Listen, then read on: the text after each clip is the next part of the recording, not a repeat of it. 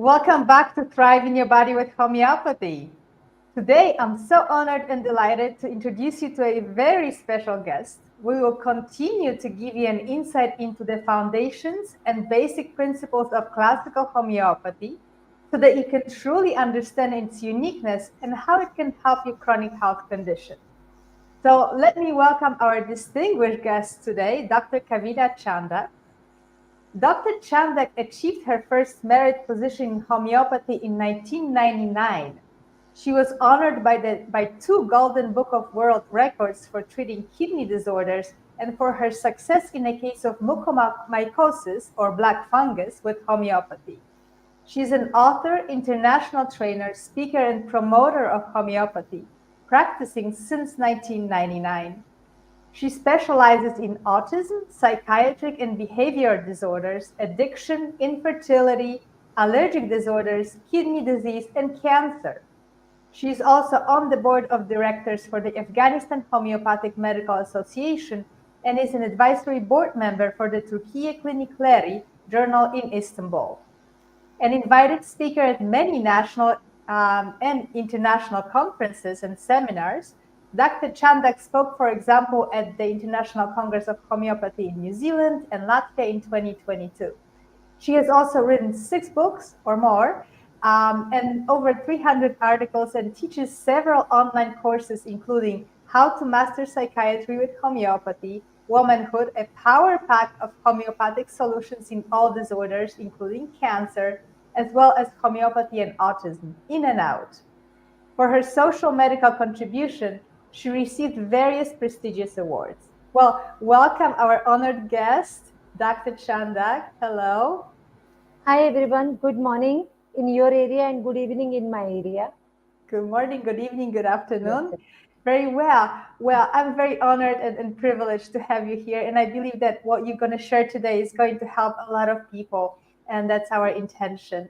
So, Dr. Chandak, before we delve into our interview questions, tell us a little bit what made you decide to become a homeopath? Before that, let me correct you. I think by my mistake, I sent you my old biography.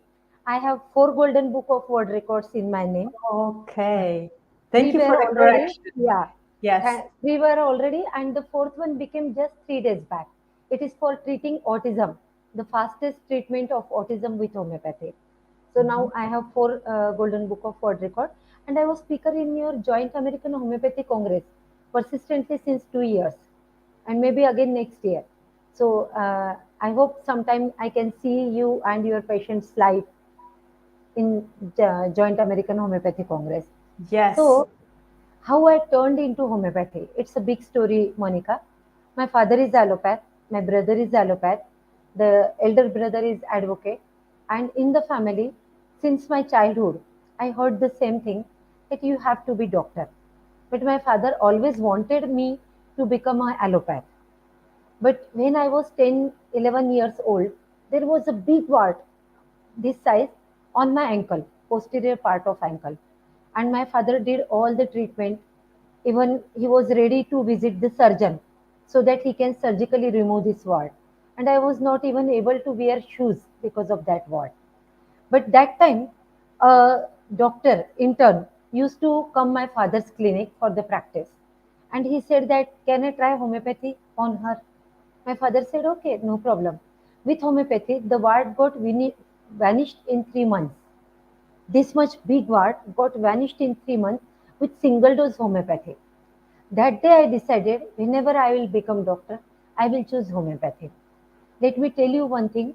In India, when you pass 10 plus 2 classes, 12th, then you have to choose the medical branch for the graduation.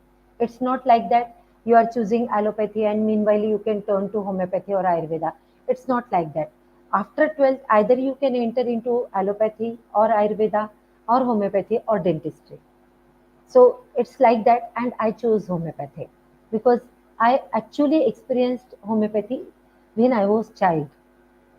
So this is the story. Well, beautiful. It's a beautiful story. Thank you for sharing that. And so let's jump into our questions. First Yes. question, and you can speak to that obviously very well. How is homeopathy different from conventional allopathic medicine?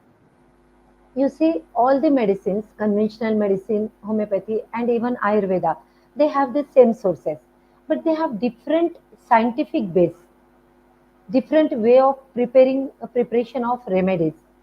That is different. So every science has some different issues. Let me explain you in detail. Homeopathy has a different base, that is similia similibus curanter, means like cure like. In the conventional medicine, usually medicine is prescribed for symptoms and disease. In homeopathy, we prescribe the medicines for the person in the disease. It is the immunity who is sick.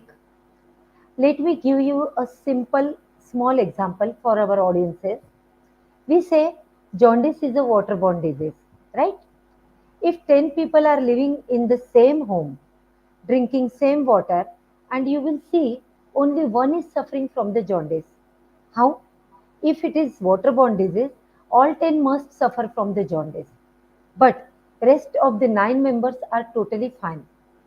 Every individual capture a disease according to his immunity, and everybody has different immunity. Homeopathy customizes the treatment as per the personality and individuality. We do not have the rule metformin for diabetes. Even two twins suffering from same disease will get different treatment as per their thought process and emotion. So, conventional medicine addresses disease and homeopathy addresses the person in disease. This is the basic difference between allopathy and conventional medicine and homeopathy. Very well. And just to delve a little bit deeper, because many of our viewers may already be very interested in naturopathic medicine, in natural healing modalities. Can you speak more into how homeopathy would be different from those approaches? Uh, the truth is that, Monica, homeopathy itself is a naturopathy. The sources of homeopathic medicines are plants, animals, minerals, and imponderabilia. Imponderabilia means natural sources, like we collect moon rays and we prepare the remedy Luna. So it is a natural source. We prepare medicines from all the plants on the planet. We have a lot of life saving remedies prepared from snake poisons, spider poisons, milk of different animals, fishes, mammals, flies, and even crocodile. Now coming to mineral kingdom. We prepare lot of medicines from the minerals, like we are preparing orange uh, aurumate, which is the remedy which we prepare from gold. Then we are preparing argentum metallicum, which we have this remedy, sorry, Yeah. from the metal argentum nitricum. We are preparing this remedy, but basically it is silver. Then remedy from copper, we have the remedy cuprum. And there are many other remedies like arsenic album and silicea, marble white, graphitis, like that, which we are preparing from the minerals. We have lot of mineral remedies which are not only life saving, in fact transforming the personality of the people, show it increases immunity basically in a natural way. You know how homeopathy remedies work. When we put any remedy to the human being, it goes inside the body of human being and creates the artificially strong disease to fight with the present natural disease. When we kick off the natural disease, because as you know, there is therapeutic law of nature, and the aphorism 26 of homeopathy philosophy explain the same thing, that weaker one will always get distinguished by the stronger one. That is the rule of universe. The strong person will kick the weaker one. Like that, we create an artificial strong disease inside the body of the human being, which ultimately kick off the natural disease out from the immunity, and after some time this artificial disease itself gets deleted from the immunity, and that's why we say that homeopathy has the permanent result. It is not about maintenance, it is about the curing the person. Now let me tell you one more thing, how we prepare the remedies and how it is natural. You know, we all are made up of 5 elements like air, water, soil, fire. All five elements are present in our body. Not only these five elements, in fact, we have all the minerals, plants, everything which is present in this universe is the content of our body. For example, when the child suffer from calcium deficiency, he keeps on eating soil or slate, and the mother herself come and tell you, doesn't matter whether she is a medical person or not, though she is a simple layman or housewife, she can easily tell you, you know, doctor, my child must be suffering from calcium deficiency. Like that, we also understand when the child has frequent tonsillitis, it means there is barium deficiency. So our body is totally made up of all these five elements. Whenever any elements get deficient, body itself shows the symptom, and homeopathy is the best tool to read that symptom on the forehead of the patient. So basically, it is again naturopathy, not different from naturopathy. Only way of dispensing the medicine can be different because naturopathy contains different types of baths, massages. Homeopathy also has this. If you read the organal philosophy of homeopathy, everything is mentioned under the heading auxiliary treatment. Hanuman himself mentioned that you should give pass, positive reiki, positive feeling, massages to your patient. So everything is the part of nature. Beautiful. So, in a way, homeopathy and naturopathic medicine are very close. Yet, Yes, homeopathy has a different, in a way, it does have different philosophy because it wants to lead us to cure and to actually eradication of symptoms and the disease, not just maintenance. That's how I but there is understand. a slight, sorry to interrupt you, Mm-hmm. but there is a slight difference that, naturopathy or Ayurveda, they use the same resources but in crude form. We also use the same resources, but we turn them into a different medicinal power by dynamization method, by Mm-hmm. trituration method.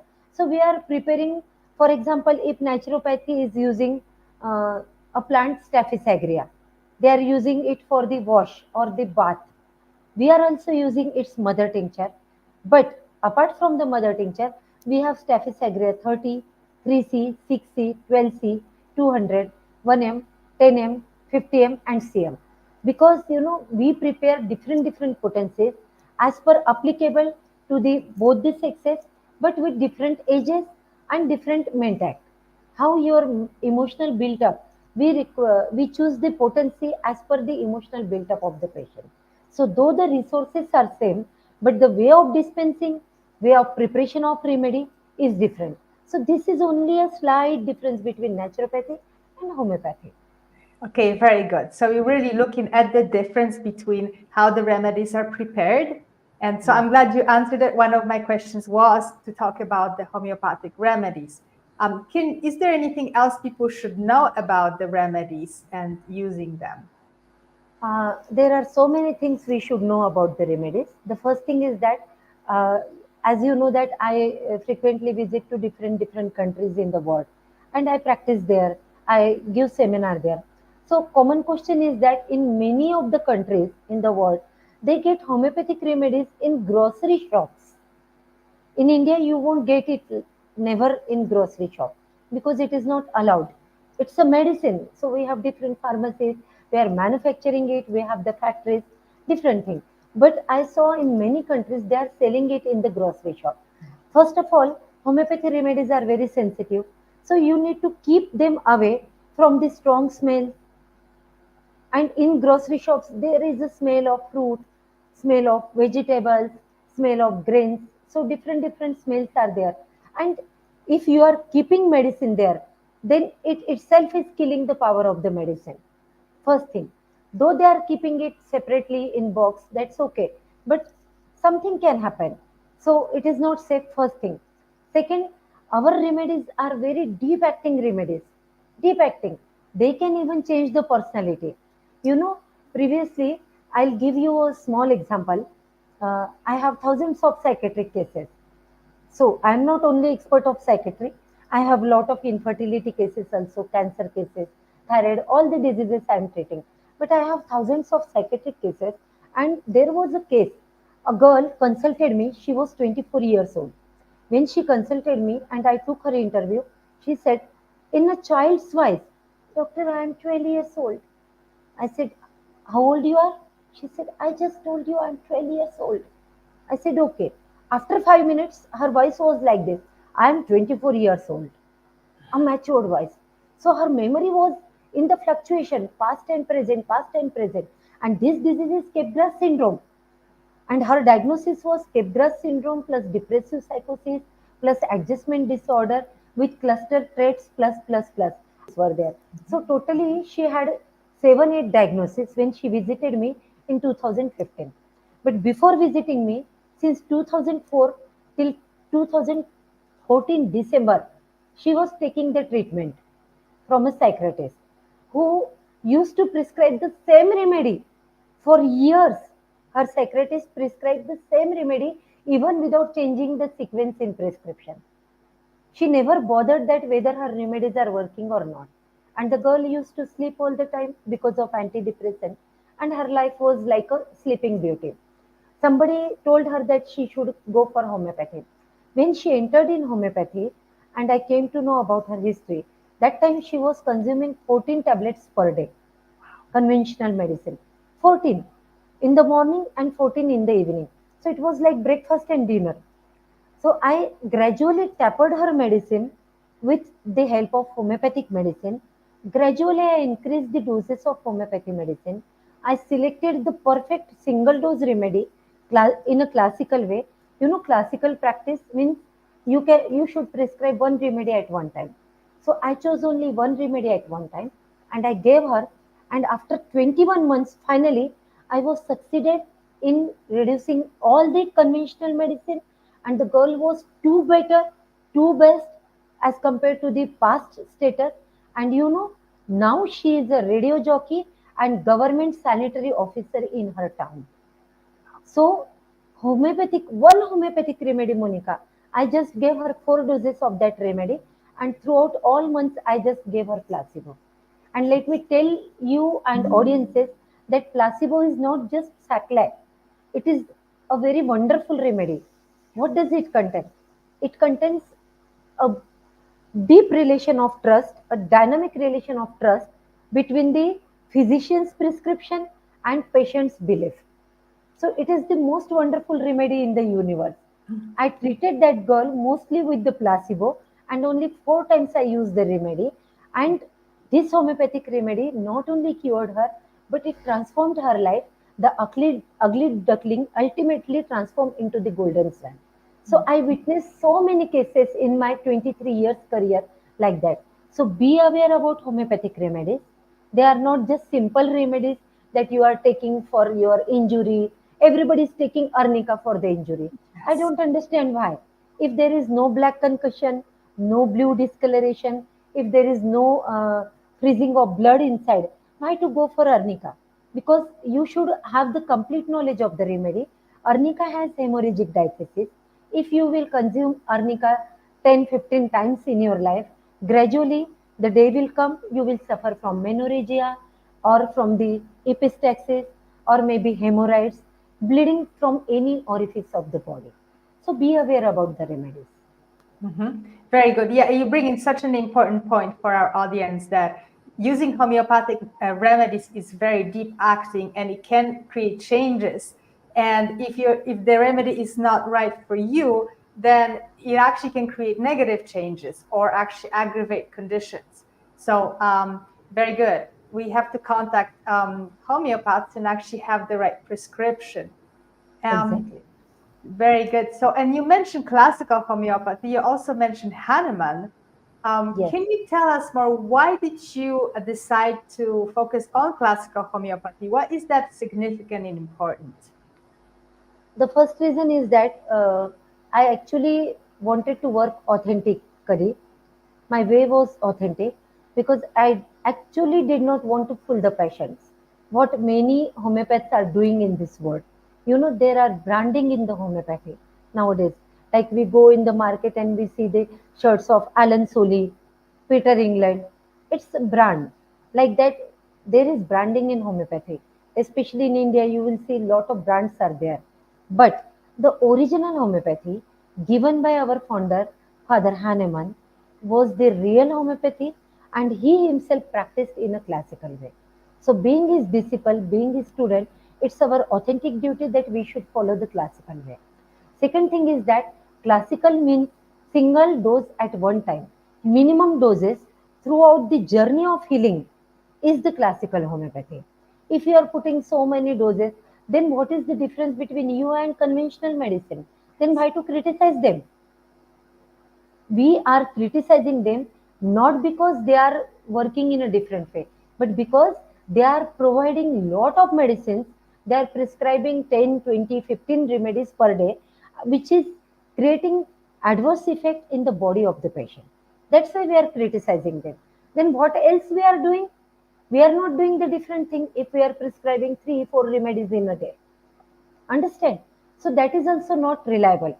If you want to practice authentically, and if you want that, you need to cure the disease, not to maintain. For example, in conventional medicine, you see the patient who is suffering from thyroidism or hypertension or diabetes has to take the pills till the last day of life. That is maintenance. The patient is taking metformin first, then he gets increase in the doses because sugar is not controlled by one or two tablets. Ultimately, the day comes when he lands on the insulin, right? Even after insulin, the patient is not safe. The sugar graph is not good. When you are taking medicine, our question, the patient must ask to the doctor that when I am under your medicine, I was taking metformin as suggested by you, why there is fluctuation in my sugar? Why there is hyperglycemia? Why my HB1AC is not getting control? Patient should ask him. If you are prescribing me, doctor, the thyroid remedy, for example, Altroxin or Thyronorm or Neomercazole, any remedy in 25 microgram, right? Why I'm not getting cured with this? With the time, it becomes 50, then it becomes 150, and gradually it becomes 225. Then what is the benefit? The reason is that when you consume these remedies for years, your body gets resistance for the remedy. And when you get there is development of resistance to the particular remedy, then you do not have any other option. Now where to go? In such condition, they usually come to visit us, and whenever we get the cases, Monica, they are already polluted, adulterated cases. They are not the direct cases coming to the homeopath. This is the major problem where homeopathy requires a lot time to cure the patient. Otherwise, it is just a myth that homeopathy requires long time. It is a long-term therapy. Of course, it is not a long-term therapy. I have patient whom I woke up from the coma within 48 hours. I gave wonderful results in cases of neurology, allergy cases. So I won't say that homeopathy is a long-term therapy, but the problem is that patient is approaching us too late. When either he is trying all the schools, or he gets failed there, he didn't get result there, or resistance got developed, then only they come to you to try the homeopathy. And they say us that, doctor, I thought homeopathy is a good science. It will not create side effects to us. If you can help us, that is well and good. If you can't help us, at least there will be no side effect. But my dear friends, everything which have the effect will definitely have the side effect. Yes. So homeopathy also have the side effect. But the thing is that when we put the homeopathy in a classical way, Monica, after Mhm. taking proper care, the picture, we make the portrait of the patient, or we can say the horoscope of the patient, and we try to find out the best suitable remedy. To finding the remedy, best suitable remedy, it's absolutely not easy. The reason is that we have more than 7,000 remedies coming from different sources. How can you select one remedy for your patient among these 7,000 remedies? It's not easy. It's not a joke. It is so difficult task. But when you do the classical practice, when you prescribe one remedy to one patient, as per his totality of symptom, your remedy must be the mirror image of the totality of the symptom of the patient. I am saying the totality of symptom of the patient, not the disease, Mhm. because we don't treat diseases. For example, if any diabetic patient is consulting you, you are not going with the symptom hyperpepsia, polypepsia, polydipsia, and polyphagia. More thirst, more appetite, and more urination. If you will consider this symptom in every diabetic case, ultimately you will get the same remedies in your repertorization chart. Are you going to prescribe the same remedy to all diabetic patients? Then what is the difference between homeopathy and conventional Yeah. medicine? The basic difference is that classical means we take the portrait of the patient, not his disease. We take the symptoms beyond the disease. We ask the patient about his likings, dislikings, his dreams, his ambitions, the most embarrassing point of his life, the most happy moment of his life, how much he struggled in the life. Is there any emotional suppression? Is there any anger suppressed? So we ask so many things. Even we take the history from the fetal life.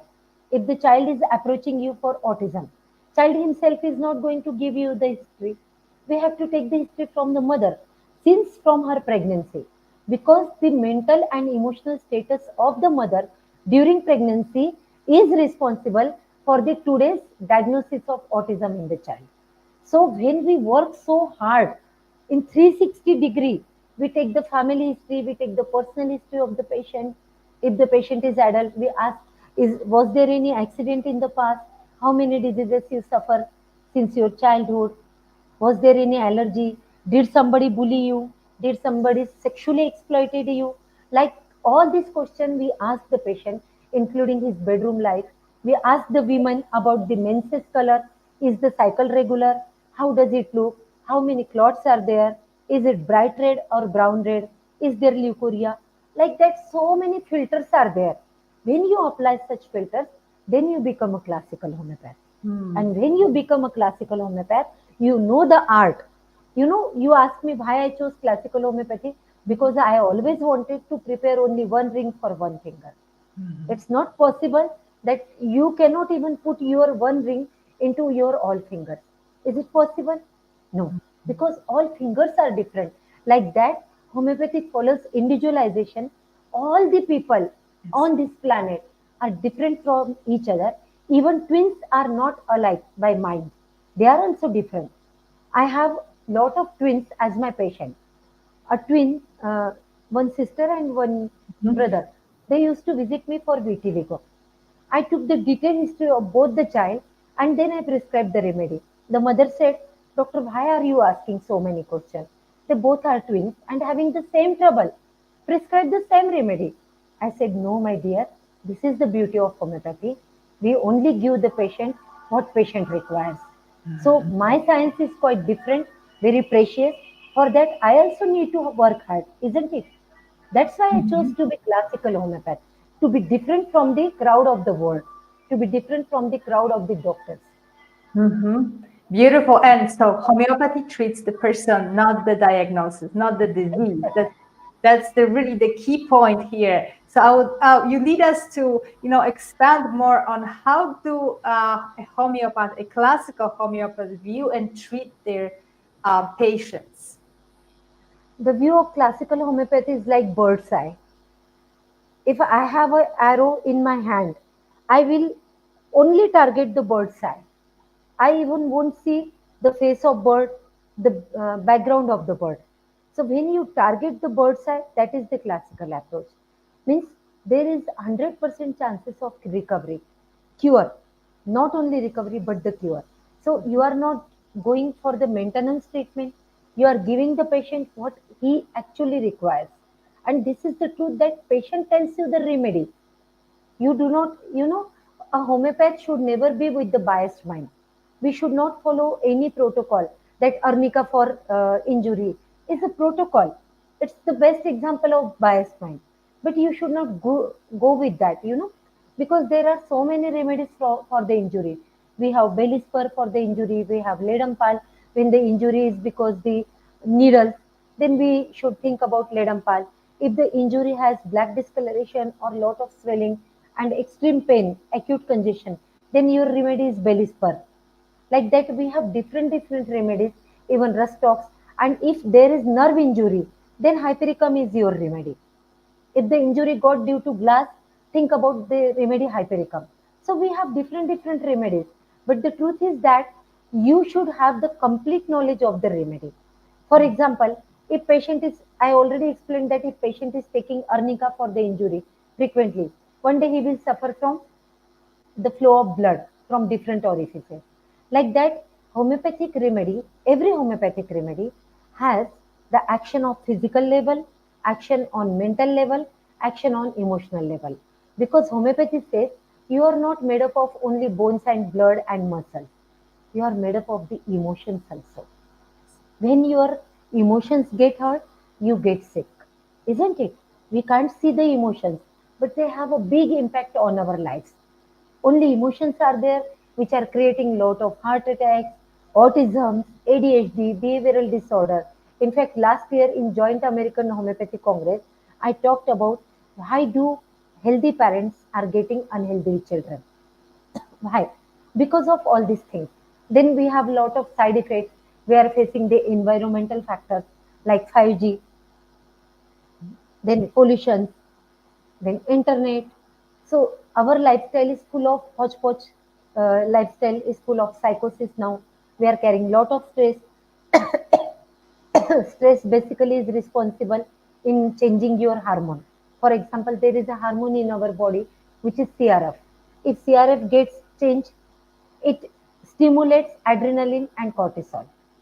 And if adrenaline and cortisol got stimulated and increased secretion is there, you may suffer from dizziness, drowsiness, depression, tired but wired feeling, lack of initiation, acne on the face, and belly fat. There is a long list. So, like that, if you are taking synthetic hormones, ultimately you are landing in hormonal imbalancing. So, it's better to take all the remedy. Every remedy has action and reaction. So, homeopathic remedies everybody should take only with the prescription or instruction of the expert person. In India, it is good, Monica, that nobody can purchase the homeopathy without our prescription. In fact, we dispense homeopathic remedies from our clinic. If you have to write any mother tincture or some other remedies, then only we are prescribing. Otherwise, we are giving the remedies from our own clinic. So this is the way how a classical homeopath works. And we don't put so many remedies or frequent, we don't repeat so many doses. And when a layman takes a remedy, homeopathic remedy, by reading 2 or 3 lines on the Google, he keeps on taking the remedy. But the most important thing is that, my dear audiences, please be aware, homeopathy has the power to create what it can treat. Because let me share the history of birth of homeopathy here. Hahnemann, our father of homeopathy, he was basically botanist. He was not homeopath. He was working with a plant cinchona and suddenly he thought that I should drink its extract and see what symptoms come. He drank the extract for 3 days and he suffered from the typical malarial picture. Then he thought, oh my God, this remedy is able to create malaria. So why can't this remedy treat malaria? So he took again the same treatment for 3 days and he got relieved from the malaria. That's why everybody must understand that homeopathy has the tremendous power of creating diseases which it can cure. So, in simple language, for the laymen, I usually say in my seminar when I deliver for non-medicals is that when there is a day, there is a night. When there are effects, there is obviously side effects. So be aware of that and please, please, please follow the instruction of the expert person. Go and meet your homeopath, take the prescription and take the homeopathic remedies in a safe way. Otherwise, what happens? You will keep on taking it again and again without any expert opinion and ultimately you will get these side effects, adverse effects and then you will spoil the image of homeopathy. That homeopathy is not a good pathy. Either it is giving me the aggravation or it is not working because you do not have the knowledge of potency. If you are taking it in low potency, it won't work. If you are taking it in the high potency, ultimately you will get aggravation. In that way, you will lose your faith, your belief, your trust for homeopathy forever. So please do not do this. Homeopathy is a deep science. Please follow the opinion of your expert doctor. Okay, great. So you mentioned a lot of very important things, and we learned that homeopathy is a really serious medical art and it is complex. So it takes a lot of knowledge and study to actually be able to prescribe proper remedies, proper potency. But and there's a lot of laws in homeopathy. But as some viewers may be asking themselves, so is homeopathy actually scientific? Does it have any scientific foundations? How do we know that this is all true? Yes, homeopathy is definitely scientific science. It is the wonderful branch of medical science. And basically how it started. And I already explained you how Hahnemann discovered homeopathy. But first of all, I have to thank you, Monica, for asking this excellent question. You see, homeopathy views that treat the case from a different prescription. We prescribe according to the individual habits, the personality, how they are thinking, their liking and disliking, everything, which I have already explained you. But we are not prescribing only from these collected symptoms. In fact, we are prescribing based on these scientific laws. And there are different laws of homeopathy. Let me discuss the cardinal principles of homeopathy. The first law is law of similia. Homeopathy is a system of medicine founded on a definite law, similia similibus curantur, which means like cures like. The word homeopathy is a Greek derivation where homeos means similar and pathos means suffering.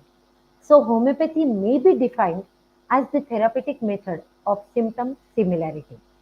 The recognition of this law was there even before Hahnemann. But Hahnemann was the first person who used this law in the medical science and he created homeopathy. The second cardinal principle, the second law of homeopathy is law of simplex, that is the single remedy law. Hahnemann in aphorism 272 to 274, 272, 3 and 74. In these three aphorisms, in his Organon of Medicine, states that only one single simple medicinal substance is to be administered in a given case of a time. This is due to the following reasons. The homeopathic remedies were proved singly and the materia medica was built up on the observed effects of drugs given singly either in plant provings or in accidental provings. Only one remedy can be the most similar at any given time to the condition of any given patient. Moreover, if more than one remedy is used, the doctor will never know which element was curative and our source of future guidance is obscured. That's why we should prescribe only one remedy at one time, as mentioned by our father Hahnemann. The third law is law of minimum. The suitableness of a medicine for any given case does not depend on its accurate homeopathic selection alone, but likewise on the proper size of doses too. It's not like that you choose the remedy, selenium is the remedy, and bombarding the patient with selenium 200 every morning for a month. This is not the way. Your dose size should also be regulated. It should also be minimum because you have to provide the gentle cure to the patient. Under this principle, we give medicine to the patient in very minute doses. The minute dose means that quality of a medicine, which is though smallest in quantity, produces the least possible excitation of the vital force and yet sufficient to effect the necessary change in it. Here, vital force means, in layman's language, immunity of the person. The quantity is minimum yet appropriate for a gentle remedial effect. This concept of minimum dose lead to the discovery of a practical process called potentization. Administration of the minimum dose has the following advantages. There are so many advantages of minimum dose. The whole world is running behind the micro things. Previously, we used to have big mobiles. Now we have very slim mobiles. Now we are using microchips everywhere. We are following the nanoparticle therapy theory everywhere. So why not follow the microtherapy in the homeopathy, which was already written 220 years back by our founder, Dr. Hahnemann. That time there was not nanotherapy, but still he used the minimum doses. And the advantage is that to avoid unwanted aggravation, you should use minimum potency. the specific dynamic action which produces the uncommon characteristics, distinguished symptoms of the drug is produced by the minimum quantity of the drug. If you put the same remedy or maximum quantity, more quantity of the remedy, you are not going to treat the patient. In fact, the patient will start proving the drug. He himself will start showing you the symptoms of the drug, and that is very risky. The smallness of the doses does not allow the drug to do any organic change, not there is any risk of drug addiction and drug effects. So these were 3 4 laws. Now the next important law is doctrine of drug proving. In homeopathy, we prescribe only those medicines whose medicinal properties are known through drug proving. Drug proving is a procedure, is a systematic investigation of pathogenetic, disease producing power of the medicine on healthy human beings of different ages, both the sexes, and of various constitutions. You see, in homeopathy, we prove our remedy on live human being. Like in other branches of medical science, they are proving their remedies on the guinea pigs, on the rats, on animals, and we are proving it on the healthy live human being. Why? Because homeopathy pay a lot of importance to the emotional personality, and you cannot collect the emotions from the guinea pig or the rat. That's why we are proving our remedies on the live human being.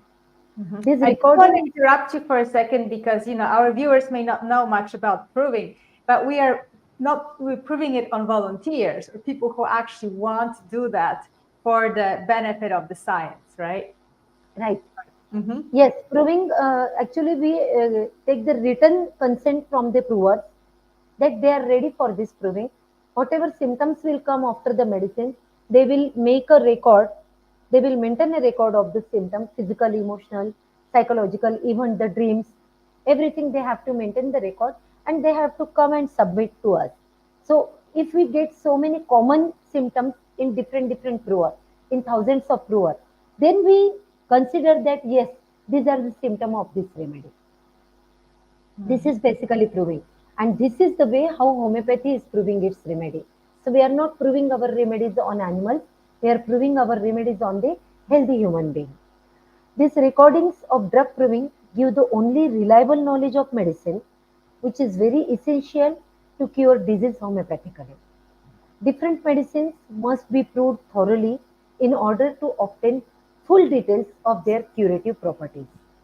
The drug must be proved on human beings because first reason is that animals do not give subjective or mental symptom. Effects of the same drug or animals on animals and on human beings are different. We do not get the modalities and final symptoms in animal proving. Animal is not coming to tell you, doctor, when you gave me the remedy, I got the aggravation in the evening. My mornings were so good. Animal is not going to tell you that, right? For that, you need to prove your remedies on the human being because while prescribing homeopathic remedies in a classical way, we actually consider the modalities, the time of aggravation and the time of amelioration. And Monica, maybe the audiences will find it very interesting that even the moon phases has the great impact on the selection of homeopathic remedy. Our personality changes as per the moon changes. So that is a different science and different reason or different thing. I can't explain it right now, but modalities are very important for us. The drug must be proved on the healthy human being because the symptoms of the drug and the disease will be mixed together. Moreover, the action of the drug on the sick person is different from the normal person. That's why we prove our remedies on the healthy person, not on the sick person. Next law of homeopathy science is, Monica, do we have the time or not? We have a few minutes. Yes, continue, please. Okay. Thank you so much. I will wind up in 2 3 minutes. There is next law, which is about theory of chronic diseases. It's Hahnemann, which stresses the existence and operation of the vital force, immunity, in a living organism. The human organism is triune entity consisting of body, mind, and spirit, your soul. This spirit, which is responsible for different manifestations of life, was termed by Dr. Hahnemann as vital force. In the healthy condition, it is the vital force which maintains normal functions and sensations of the organism. But when the vital force is primarily dynamically deranged by morbific influences, it causes abnormal sensations and functions which are manifested outwardly through the material body as abnormal signs and symptoms, the totality of which constitutes the disease. So this is the basic law about the theory about the chronic diseases. And the last but very important law of science, scientific branch of homeopathy is doctrine of drug dynamization. Homeopathic dynamization is a process by which the medicinal properties, which are latent in natural substances while in their crude state, becomes awakened and developed into activity to an incredible degree. According to Dr. Stuart Close, one of the pioneer of homeopathy, homeopathic potentization is a mathematico-mechanical process for the reduction according to scale of crude, inert or poisonous medicinal substances to a state of physical solubility, physiological assimility, and therapeutic activity and harmlessness. So when we do the dynamization, the medicine becomes pure and carrying only the positive properties. Trituration and suction are again the different methods of dynamization, but they are actually not so interest area of the audiences, so I'm not going to discuss it in Mhm. detail. There is again a small theory about vital force that homeopathy believes that vital force is dynamic in nature and that is affected by disease only can be cured by the dynamic power of serviceable medicine nor by its material quantity. By this process, the most virulent and deadly poisons are not only rendered harmless but are transformed into beneficial healing remedies. And you know, Monica, that's why homeopathy practice, practicing homeopathy as a homeopath, a classical homeopath, is really, as said by Pierre Smith, a pioneer of homeopathy, is a joy for heart and challenge for the mind. It's wonderful science. And I am so happy that I am in this noble profession. And for that, I should thank you because you are asking such questions which arose my knowledge, which I forgot 23 years back, Mhm. basically, theoretically. Because, you know, when you are practicing and getting good results, the laws and everything become fixed in your subconscious mind. But you are not discussing them on everyday basis. But because of you today, I discussed everything and I also got renovated of ideas.